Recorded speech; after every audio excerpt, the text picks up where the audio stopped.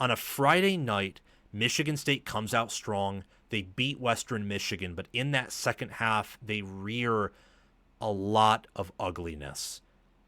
It's like that Homer Simpson meme where he's, showing off, fists on his shoulders, kind of flexing to his wife like, hey, I lost this weight. And it's all just bundled up behind him. That's kind of the tale of two halves in this Michigan State Western Michigan game.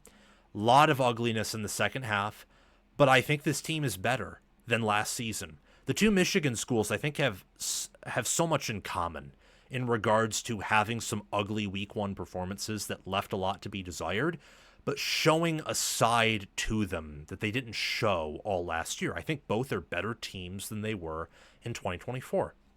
Michigan State's defense dominated. Think last season against Florida Atlantic. Michigan State allowed 10 points, offensive points. Michigan State won by 6. It was 16-10. Before we resume this segment, please take a few seconds of your time to make sure you have liked the video, subscribe to the channel, hit the notification bell for the channel and for any team podcasts and playlists linked in the description, and also comment your thoughts down below in the comment section and join my Discord server via the description. All of those things I just asked you to do are completely free, and they sign you up for things related to my channel, or they don't sign you up for anything. No cost to you, and all the benefit to you because we release daily college football content here on College Football with Sam. If you want to support the channel monetarily, sign up for a YouTube membership or check any other links in the description for my merchandise store and Patreon page. Thank you very much, and let's get back to the segment. In this game, Michigan State won 23-6, and the 6 points were off of a pick six. No offensive points allowed. They finally got sacks, multiple of them, with 12 TFLs. Michigan State looked big.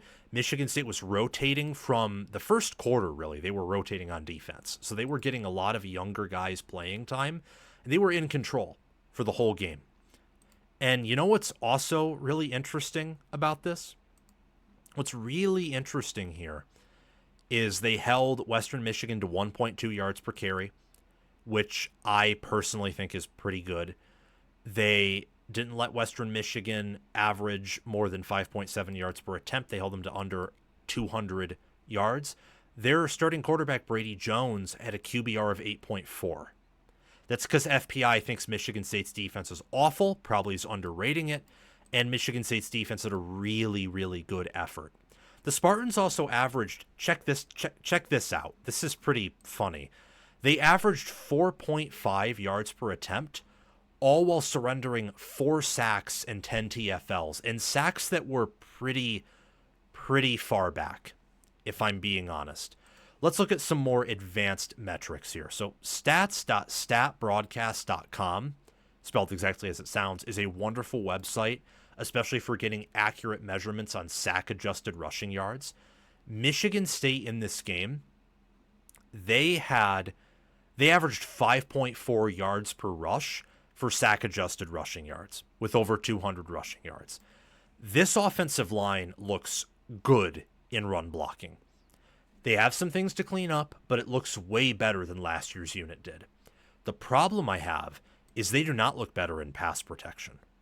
I'm watching Connor Moore shove guys around like it's nothing in run blocking, only to give up, respectfully, sacks and pressures to MAC defensive linemen.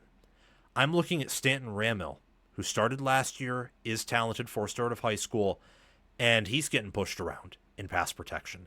I'm looking at Aiden Childs, and look, I think Childs, the interesting thing about him and Dylan Raiola is they were very similar last year in stats and in their faults and ceilings. So I like to compare them.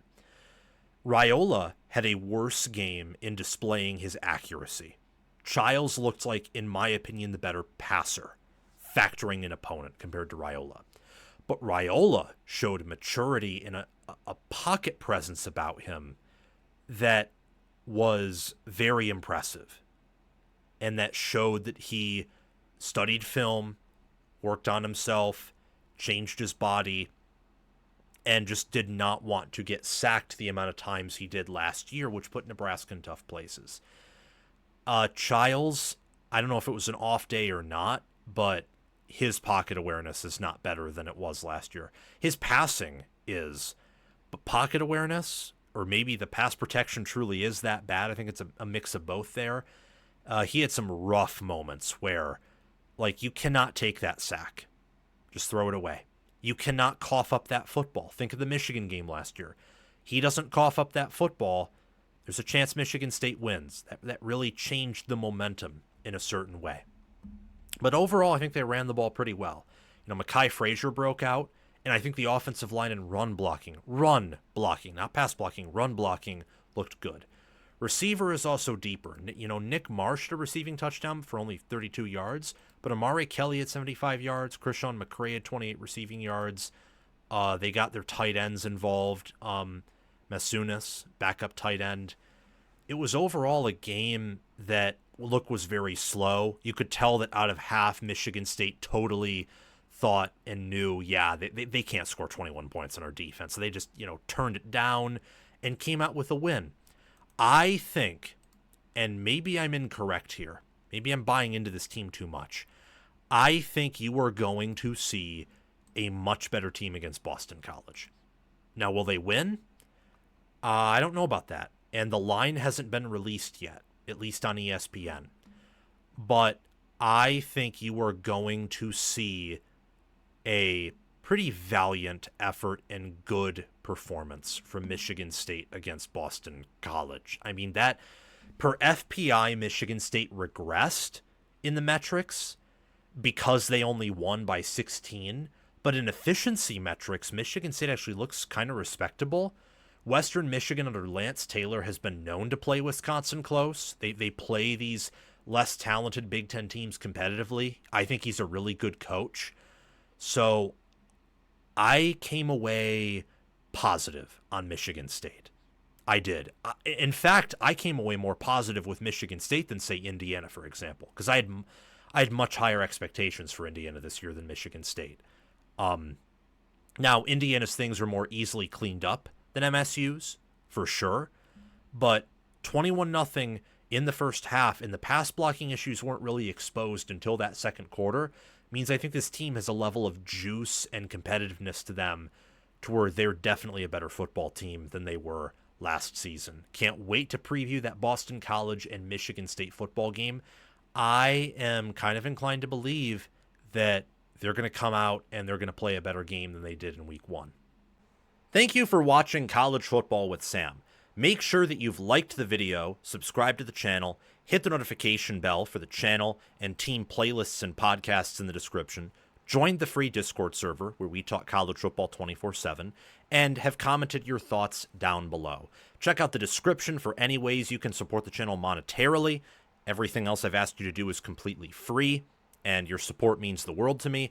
We're trying to become the next big thing on college football YouTube. 6-figure subscribers, maybe 1 million one day. I think we can do that. And also check out any videos or playlists, anything in these columns right here, where there will be videos and playlists. Yeah, you get the point. Have a fantastic day, and I will see you in the next one.